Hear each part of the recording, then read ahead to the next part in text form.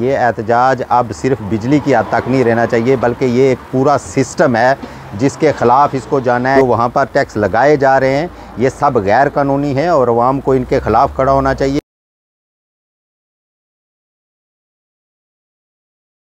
آزاد کشمیر کے تمام اضلاع کے اندر ہر تحصیل اور گاؤں میں جو لوگ آج مہنگائی کے خلاف، بجلی کے بلوں کے خلاف جو احتجاج کر رہے ہیں، ہم یہاں برطانوی کشمیری جو ہیں وہ ان کے ساتھ مکمل اظہار یکجہتی کا اظہار کرتے ہیں اور ہم ان کے ساتھ اس احتجاج میں شامل ہیں، اور یہ ہم سمجھتے ہیں کہ ان لوگوں نے اب یہ طے کر لیا ہے کہ وہ اس کرپشن کے خلاف، اس مہنگائی کے خلاف، اس ظلم اور ناانصافی کے خلاف جدوجہد کریں گے، اور آپ کے بھائی جو بیرون ریاست ہیں وہ آپ کے شانہ بشانہ کھڑے ہوں گے۔ جس طریقے کے ساتھ لوگ احتجاج کر رہے ہیں اور جس نظم و ضبط کا مظاہرہ کیا جا رہا ہے، جس طرح عوامی سپورٹ ہے، آپ نے دیکھا کہ مختلف کیمپوں کے اندر جو ہیں وہ لوگ آ کے اپنے بل وہاں پر پھینک رہے ہیں، وہاں پر بلوں کو آگ لگائی جا رہی ہے، تو اس کا مطلب یہ ہے کہ عوام اب تنگ آ چکے اور عوام کسی بھی قیمت پر پیچھے ہٹنے والے نہیں ہیں۔ یا گورنمنٹ کے پاس اس کے علاوہ میرے خیال میں کوئی آپشن نہیں ہے کہ وہ ان احتجاج کو ختم کر سکے، چونکہ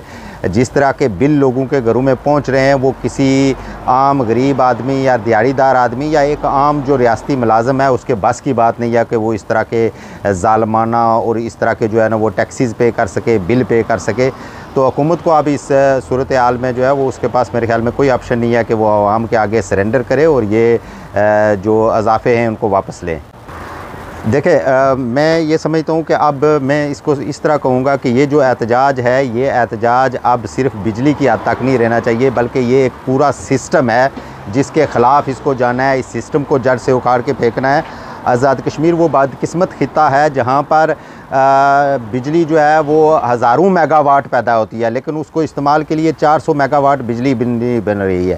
تو جو جس طریقے سے لوٹ کھسوٹ کے ساتھ جو بجلی لے کے جا رہی ہے، وہی بجلی واپس جو ہے وہ 10 گنا، 20 گنا اور 30 گنا مہنگی کر کے جو ہے وہ ہمارے عوام کو دے جا رہی ہے۔ مطالبہ بیسیکلی یہ ہونا چاہیے، ایک تو میر پر جو لیسکو کے ساتھ اس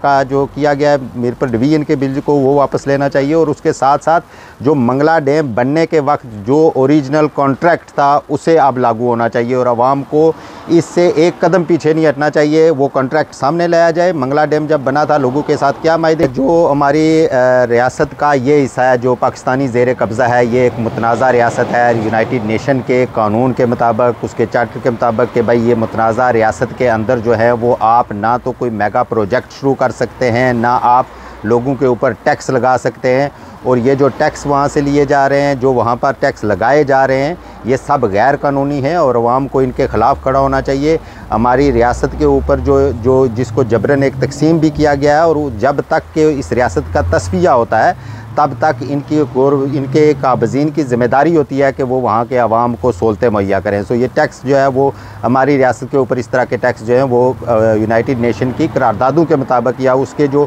عملات ہیں اس میں یہ ٹیکس ہمارے اوپر لاگو نہیں ہوتے۔